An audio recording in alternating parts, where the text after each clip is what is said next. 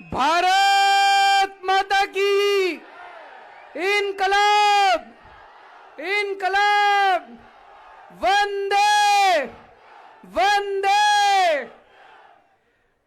आज इतनी भारी संख्या में आए हुए सभी भाइयों बहनों, माताओं, बुजुर्गों, बच्चों, वो लेटर ले लो। बच्ची वो लेटर दे रही है, वो लेटर लेके मेरे को दे दो कोई।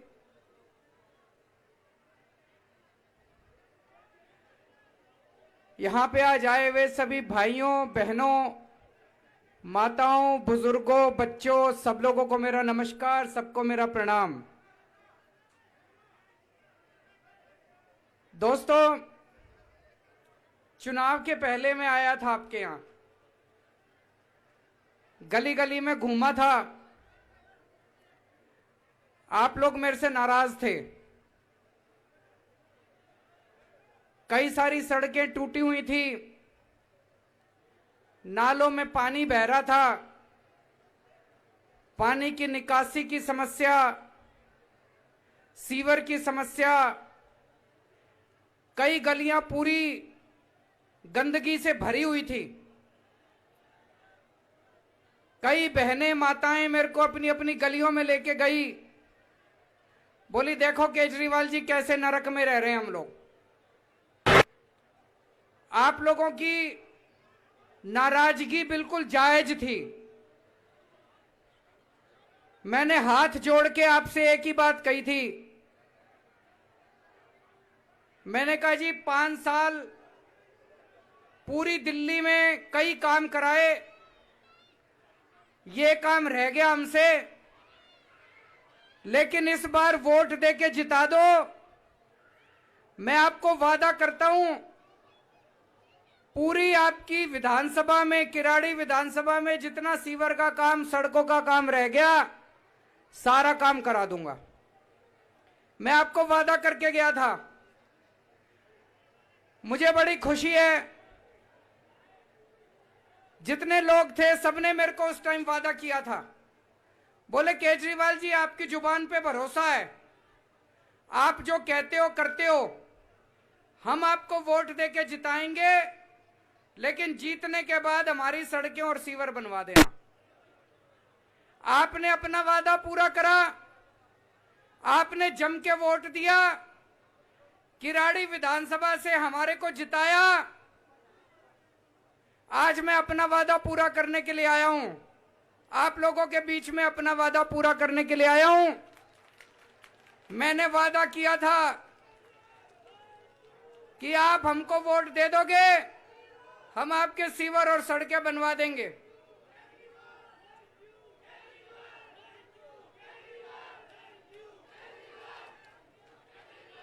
दोस्तों, पिछला 1 साल आप लोगों को पता है कितना मुश्किल निकला था। पिछला 1 साल कोरोना की वजह से सरकार में टैक्स आना बंद हो गया। पिछले 1 साल बड़ी मुश्किल से गुजारे हमने सरकार के अंदर, बहुत मुश्किल से। सरकार में तनख्वाह देने के भी लाले पड़ गए थे एक बारी। एक तरफ तो टैक्स आना बंद हो गया, क्योंकि लोगों की रोजी रोटी बंद हो गई, दुकानें बंद हो गई, फैक्ट्रियां बंद हो गई, सरकार का टैक्स कहां से आएगा। और दूसरी तरफ सरकार का खर्चा भी बहुत बढ़ गया। कोरोना की वजह से लोगों का इलाज कराने का खर्चा, जब लॉकडाउन लगा था हमने जगह जगह 1 करोड़ लोगों को राशन बांटा था, जगह जगह लोगों के लिए खाने का इंतजाम करा था। जितने हमारे ऑटो वाले भाई हैं उनको 5-5 हजार रुपए महीना दिया था। काफी लोगों के लिए काम, तो खर्चे बढ़ गए थे सरकार के, आमदनी खत्म हो गई। ऐसे में मैंने जब अपने अफसरों को कहा, मैंने कहा भाई किराड़ी वालों का ये सीवर का काम कराना है, तो अफसर बोले जी पैसा नहीं है, ये सीवर का आपका जो काम हो रहा है ये बहुत बड़ा काम है, 500 करोड़ रुपए का खर्चा आ रहा है जी इसके ऊपर, 500 करोड़ रुपए का।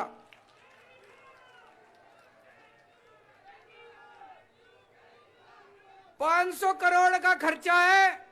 मैंने अपने अफसरों को कहा, मैंने कहा भाई ये तैयारी करो, ये सीवर बनाना है, तो बोले जी पैसे नहीं है। मैंने कहा जो मर्जी करो, चाहे कहीं से लाओ पैसे, चाहे कहीं से पैसे काटो, जो मर्जी करो, मैं वादा करके आया हूं, नहीं तो किराड़ी में मैं मुंह कैसे दिखाऊंगा। तो दोस्तों, सारे अफसरों ने, सारे इंजीनियरों ने, सबने मिलके पिछले कई महीनों बैठ के आप सबके लिए 500 करोड़ रुपए का इंतजाम करा। इधर से काटा, उधर से काटा, ये कम करा, वो कम करा, लेकिन आज किराड़ी के लोगों को 500 करोड़ रुपए के सीवर और सड़क का इंतजाम करके लेके आया हूं मैं आपके लिए। ये अब शुरू हो जाएगा आपका काम, सीवर का काम भी शुरू हो जाएगा, और सीवर जैसे जैसे बनता जाएगा सारी सड़कें भी बन जाएंगी। तो जितनी आपकी कच्ची गलियां, सड़कें जो जो रह गई, किराड़ी के अंदर गली गली में, घर घर में पानी तो पहुंचा दिया। अब पूरे किराड़ी विधानसभा में कोई घर नहीं बचेगा, कोई गली नहीं बचेगी जिसमें सीवर नहीं होगा और जिसमें सड़क अच्छी नहीं होगी, सारा बन जाएगा। लेकिन थोड़ा टाइम लगेगा। इसमें कागजों में तो लिखा है 4 साल लगेंगे। बहुत बड़ा काम है ये जी, एक तरह से सबसे बड़ा काम हो रहा है सीवर का। 4 साल लगेंगे कागजों में लिखा है। लेकिन मैं अभी अपने इंजीनियरों से बात कर रहा था बैठ के, उन्होंने कहा जी अगर जनता का सहयोग रहा तो 4 साल से बहुत कम टाइम में बना देंगे। आप सब लोगों के सहयोग की जरूरत है। जब आपकी गली में काम करने के लिए आए तो किसी तरह की अड़चन मत करना, सब लोग सहयोग करना। मेरी उम्मीद है कि 4 साल से काफी कम टाइम के अंदर हम इस काम को पूरा कर देंगे। और मैं उम्मीद करता हूं कि जल्दी इसका उद्घाटन भी करने के लिए आएंगे। आज तो एक तरह से आधारशिला रखने आए हैं, काम शुरू करने आए हैं। जब आपका सीवर चालू हो गया तो उस दिन भी आऊंगा मैं आपका उद्घाटन करने के लिए इस काम का। दोस्तों,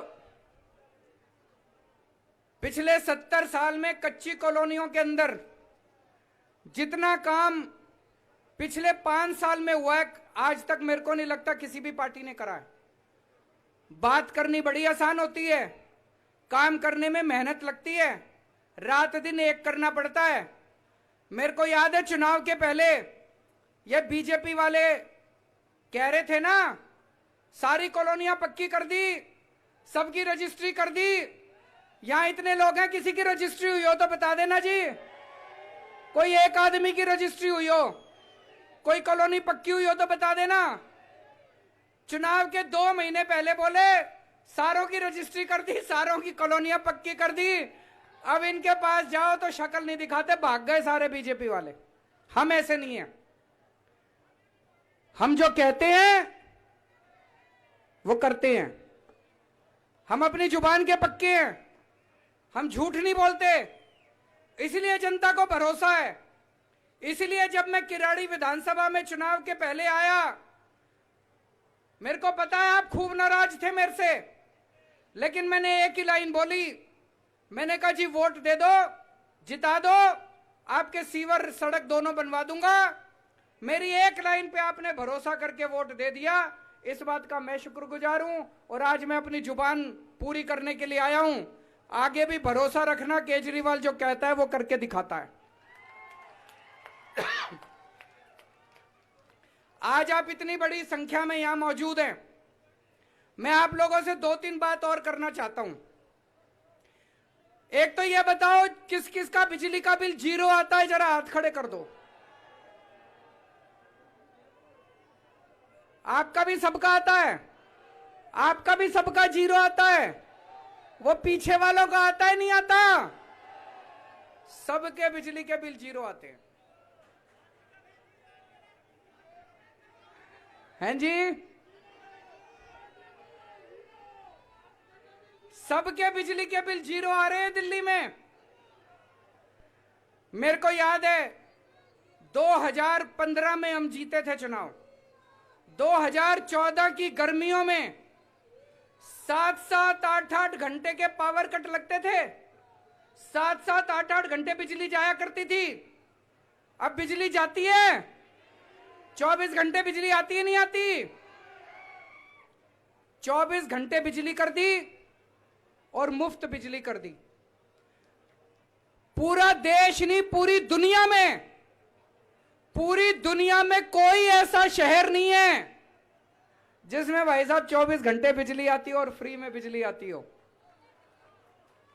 यकीन नहीं हो तो अपने उत्तर प्रदेश में, उत्तराखंड में, पंजाब में, हरियाणा में अपने यारों को, दोस्तों को फोन करके पूछ लेना। और दूर जाने की क्या जरूरत है, नोएडा में, गुड़गांव में, फरीदाबाद में फोन करके पूछ लेना उनके बिजली के बिल कितने आते हैं। पता चल जाएगा कि दिल्ली के अंदर आपकी सरकार ने करिश्मा करके दिखाया नहीं दिखाया।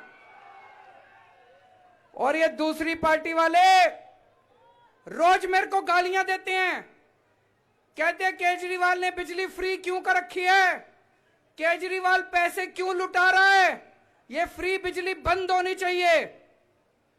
ये दूसरी पार्टी वाले, बीजेपी वाले, कांग्रेस वाले रोज मेरे को ताने देते हैं। मैं आपसे पूछना चाहता हूं, बिजली फ्री होनी चाहिए नहीं होनी चाहिए? जरा हाथ खड़े करके बता दो। और मैं बीजेपी कांग्रेस वालों को कहना चाहता हूं, जरा देख लो जनता क्या चाहती है। जनता चाहती है बिजली फ्री होनी चाहिए। ये रोज मेरे को गालियां देते हैं, विधानसभा में जाता हूं मेरे को गालियां देते हैं, कहते हैं दिल्ली में बिजली फ्री क्यों कर रखी है, केजरीवाल पैसे क्यों लुटा रहा है। यहां इतनी सारी बहनें आई हुई हैं, मैं बहनों से पूछना चाहता हूं, बसों में जाते हो, बस वाले पैसे तो नहीं मांगते, किराया तो नहीं मांगते? जरा हाथ खड़े कर देना सारी बहनें, कोई पैसे तो नहीं मांगता? फ्री हो रही है ना बसें, उस पे भी ये मेरे को गालियां देते हैं, उस पे भी ये बीजेपी वाले मेरे को गाली देते हैं, कहते बसें फ्री क्यों कर रखी है। मेरे पास एक छोटी बच्ची आई, कॉलेज में पढ़ती है, बोली अंकल मेरे पिताजी बहुत गरीब हैं, मेरे को कॉलेज में भर्ती नहीं करा रहे थे, कह रहे थे रोज तेरा आने जाने का खर्चा कौन देगा। कहती है अंकल केवल और केवल आपने चूंकि बस फ्री कर रखी है इसलिए आज मैं कॉलेज में पढ़ पा रही हूं, अगर आपने ये बस फ्री नहीं करी होती तो मैं कॉलेज की पढ़ाई नहीं कर सकती थी। पता नहीं कितनी ऐसी बेटियां हैं जिनकी कॉलेज की पढ़ाई आज ये फ्री बस के कारण हो पा रही है। एक अम्मा आई मेरे पास, सब्जी बेचने जाती है, बोली मैं बगल के बाजार में सब्जी बेचने जाया करती थी, लेकिन जब से आपने ये बस फ्री कर रखी है मैं अब अपना दूर बाजार जाती हूं बस में बैठ के, और मेरी ज्यादा कमाई होती है। और कई सारी महिलाएं आई, बोली अब तो जब फ्री मिलता है टाइम हम बस में बैठ के घूम फिर आते हैं जी। घूमना चाहिए नहीं घूमना चाहिए? महिलाओं को थोड़ा फ्रीडम मिला नहीं मिला? उस पे भी ये गालियां देते हैं। मैं पूछना चाहता हूं बसें फ्री होनी चाहिए नहीं होनी चाहिए महिलाओं के लिए? दोस्तों हमारा देश 1947 में आजाद हुआ था। अपने देश को आजाद हुए 75 साल हो गए। 75 साल पूरा होने पे जश्न मनाना चाहिए नहीं मनाना चाहिए? अपने को अपनी आजादी का जश्न मनाएंगे इस साल, अपनी आजादी को याद करेंगे। उसके लिए आपकी सरकार ने खूब सारे कार्यक्रम तय किए हैं। एक कार्यक्रम हमने तय किया है पूरी दिल्ली के अंदर। अच्छा एक चीज बताओ, जब भी हम अपने तिरंगे की तरफ देखते हैं, जब भी हम अपने झंडे की तरफ देखते हैं, एक मन में देशभक्ति की भावना आ जाती है। आती है नहीं आती है? दिल में कुछ कुछ होता है, दिल में तरंगे भर जाती है देशभक्ति की जब भी हम अपना झंडा देखते हैं। हमने तय किया है पूरी दिल्ली के अंदर जगह जगह खूब बड़े बड़े झंडे लगाएंगे, चारों तरफ झंडे लगाएंगे, ताकि जब सवेरे आप अपने घर से बाहर निकलो, अपने दफ्तर जाओ, अपने कॉलेज अपने स्कूल जाओ, कम से कम 4-5 बड़े बड़े झंडे रास्ते में देखने को मिले। जितनी बार झंडा देखने को मिलेगा आपके मन में देशभक्ति की भावना भर जाएगी। होएगा नहीं होएगा? ये विपक्षी पार्टी वाले कह रहे हैं कि झंडे नहीं लगने चाहिए। जब से मैंने अभी विधानसभा में ऐलान करा था, मैंने कहा 500 जगह पूरी दिल्ली में जगह जगह बड़े बड़े तिरंगे लगाएंगे, बड़े बड़े। कनॉट प्लेस गए हो आप लोग? कनॉट प्लेस में देखा है वो बहुत बड़ा तिरंगा लगा हुआ है, वैसा ही बड़ा तिरंगा उतने बड़े बड़े तिरंगे पूरी दिल्ली में लगाएंगे। ये दूसरी पार्टी वाले कह रहे हैं तिरंगे नहीं लगने चाहिए, पैसे की बर्बादी है।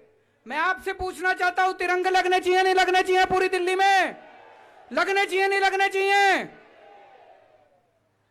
पूरी दिल्ली के अंदर तिरंगे लगेंगे, शानदार तिरंगे लगेंगे।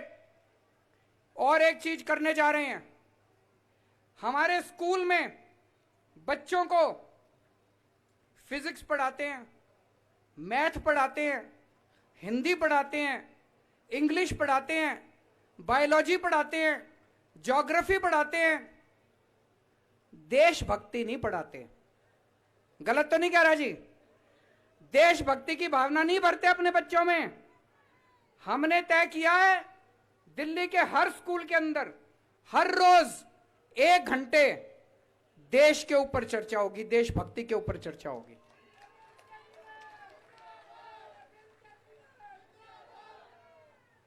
हमारे बच्चे जब स्कूल पूरा करके निकलेंगे, आज मैं आपको बता रहा हूं, एक एक बच्चा कट्टर देशभक्त होगा, अपनी भारत माता के लिए मरने कटने के लिए तैयार होगा जब वो अपने स्कूल से निकलेगा।